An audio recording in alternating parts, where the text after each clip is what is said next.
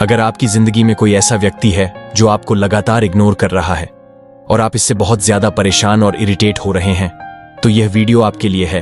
अगर आप चाहते हैं कि वह आपसे बातचीत करे, मैसेज करे और आपको यह बताए कि वह ऐसा क्यों कर रहा है या कर रही है, आप अपनी तरफ से पूरी कोशिश कर रहे हैं, 100% दे रहे हैं, लेकिन अब आगे क्या करना है? इस वीडियो में हम यही जानेंगे कि कैसे वह व्यक्ति आपकी तरफ आकर्षित होगा, कैसे वह आपके लिए तड़पेगा, ठीक वैसे ही जैसे अभी आप उसके पीछे घूम रहे हैं। अगर आप चाहते हैं कि ऐसा हो तो इस वीडियो को बिना स्किप किए अंत तक ध्यान से देखें और समझें। कई बार लोग वही सवाल बार बार पूछते हैं जिनका जवाब मैं पहले ही वीडियो में दे चुका होता हूं, लेकिन टाइम की कमी और सवालों की अधिकता के कारण सबको व्यक्तिगत रूप से जवाब देना संभव नहीं होता। इसलिए मैं चाहता हूं कि इस वीडियो में ही सारी बातें स्पष्ट कर दूं, ताकि आपको किसी भी तरह की समस्या या भ्रम ना हो। तो चलिए बिना समय बर्बाद किए आज की यह वीडियो शुरू करते हैं।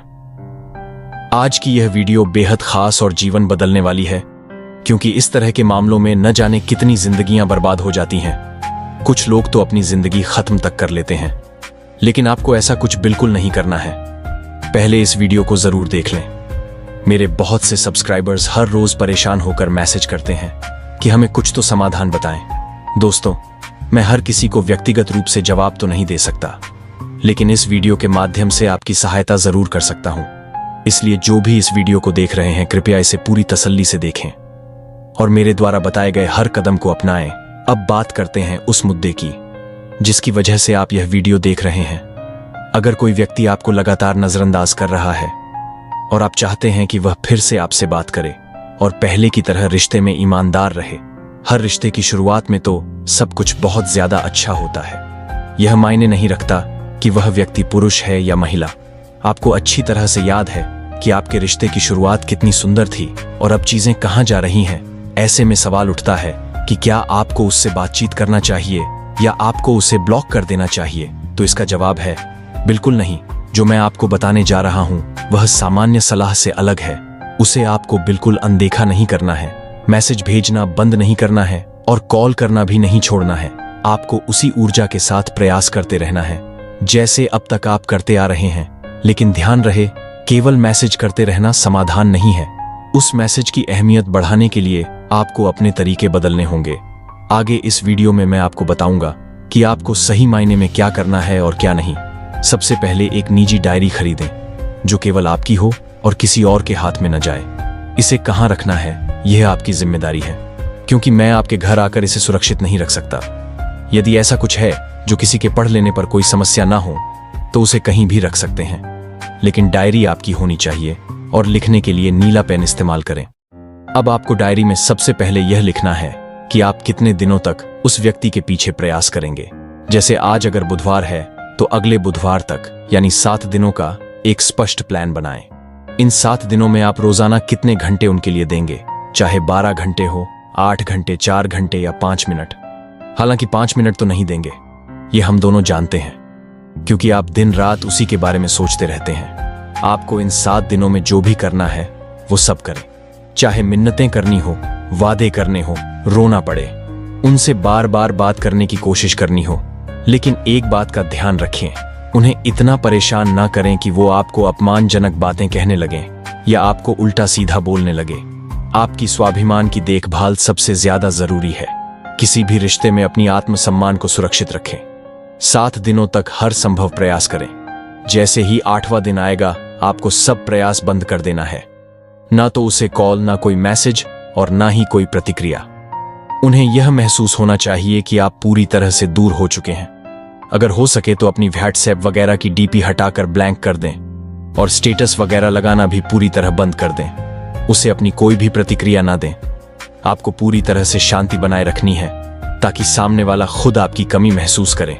अगर आप सच में चाहते हैं कि वह व्यक्ति वापस आए और पछताते हुए आपके पास लौटे, तो जो मैं कह रहा हूं उसे जरूर फॉलो करें।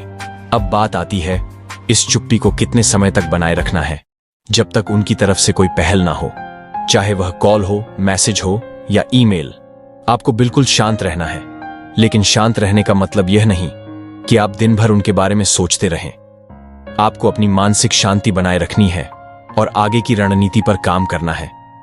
यह तरीका थोड़ा मुश्किल जरूर हो सकता है, क्योंकि अचानक बदलाव करना आसान नहीं होता, लेकिन जो लोग इसे कर लेते हैं उनके रिश्ते में ऐसा प्यार लौटता है कि वह व्यक्ति कभी जाने का नाम नहीं लेता।